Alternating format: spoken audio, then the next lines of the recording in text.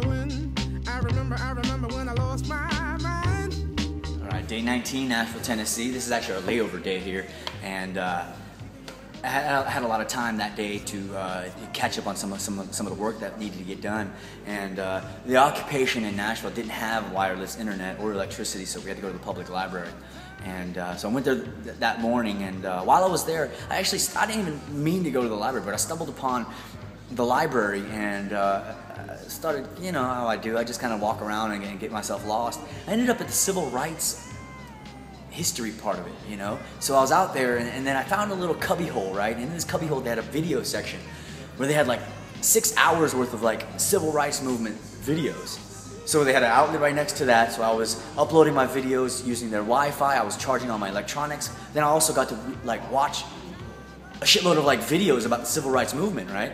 And it really opened my eyes on what's going on with this Occupy movement, because this Occupy movement is not an original thought, you know? It's like, this isn't the first time that a movement has happened like this, a populist movement at all.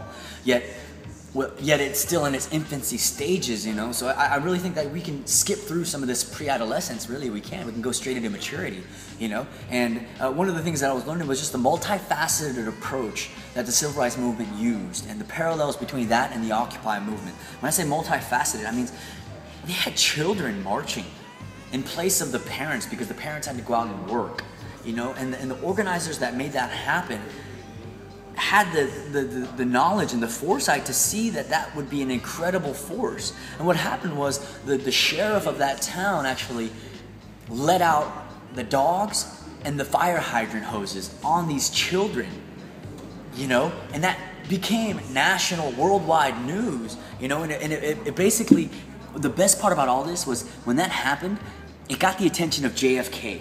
Now, when it got the attention of the president, who had previous to that point had not been involved with the civil rights movement, and he actually was talking about what was happening out in Alabama with the fire hoses and the children and everything like that, and it finally made it to the public's eye.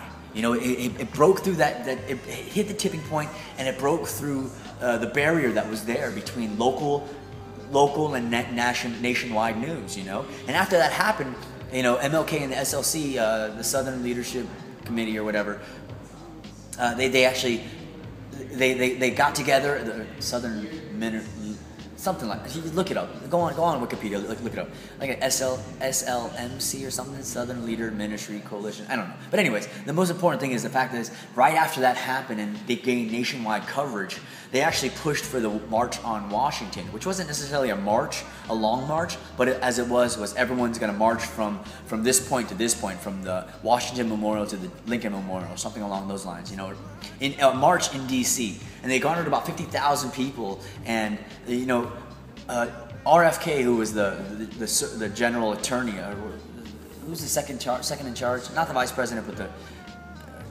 district attorney. But anyways, he was in a position of power. Robert F. Kennedy was, and JFK was president, and they actually didn't want them to march on Washington in fear of violence. Now, the best part about all this was watching this video at the library was that at the end of the entire thing, and the end of this remarkable speech by MLK and by all the other leaders there, you know, MLK actually did his "I Have a Dream" speech there, and if that would have turned violent, that moment would have always been known as a violent protest instead of the "I Have a Dream" March on Washington protest, you know. And I just look at it like it's so good. That's exactly what the Occupy movement is pushing for, you know, with the response by Anonymous after the Black Bloc in Oakland, you know. It's like we see that it has to remain nonviolent, and that once it hits nationwide news, worldwide news, people can begin to have these ideas that will stir up 50, 100,000 people to go march somewhere, you know. And civil rights had a multifaceted approach, and I just hope that the Occupy movement can have a multifaceted approach as well, because, you know, we have to attack it from every angle. We really have to. And just another story here. I picked up a broken umbrella, right, on the ground, and it was perfect because it started raining as I was walking around Nashville, you know, doing some errands, and it was on the ground, like right when I came outside of the place I was staying at, and I picked it up and I just walked with it all day, and it saved my ass from getting poured on, drenched, you know? And, you know, at the end of the day, I was able to just throw it away because the handle was broken anyways. But it was just funny how, like, the solution is always at hand. Whatever I need, whatever this movement needs, the solution is always at hand. We don't have to wait for this to happen or that to happen. The solution is always at hand, you know? And at the end of the thing, it was like, okay, I got the umbrella, then I got to throw it away because it was broken anyways, you know? But I used it for that entirety of the time that I needed it, you know? And I just think it's a precedent that we need to think about too, is that maybe everything is already available to us, you know? And there's one more story I want to share here. And I was on the bus in Nashville, and I was on the bus, and there was this guy who was sitting next to me, and I guess he was getting upset because the guy behind us at the back of the bus was talking real loud on the phone or whatever, you know? And he was expecting like a response from me. When he looked at me, he's like, yeah, you probably need to get some headphones too. And I looked at him like, why? You know? And he was like, well, look at the guy in the back. He's talking all loud, right? And it didn't offend me that the guy in the back was talking too loud, but it offended him. And he was looking for people to share in his misery.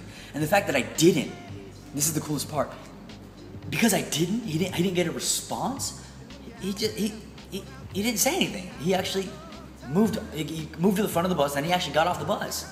You know, and it's like he was looking to infect people with that misery, you know, and it was just like, if we don't buy into it, we don't buy into it. And I think there's something powerful within that too. If we don't buy into this violence or whatever that we have going on, it's like, then, you know, if we don't buy into the fact that Occupy movement is this, that, or whatever that the mass media portrays us as, then we're okay, you know. It's like we don't have to worry, you know, because as long as we don't react, you know, it'll die off. You know, all the negativity, all the haters are gonna die off, and they'll fall to the wayside.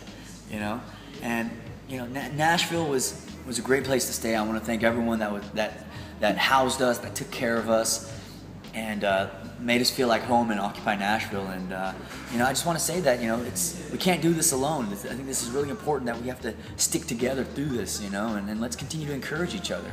And that's Day 19, Occupy Nashville, and I'll talk to you guys soon.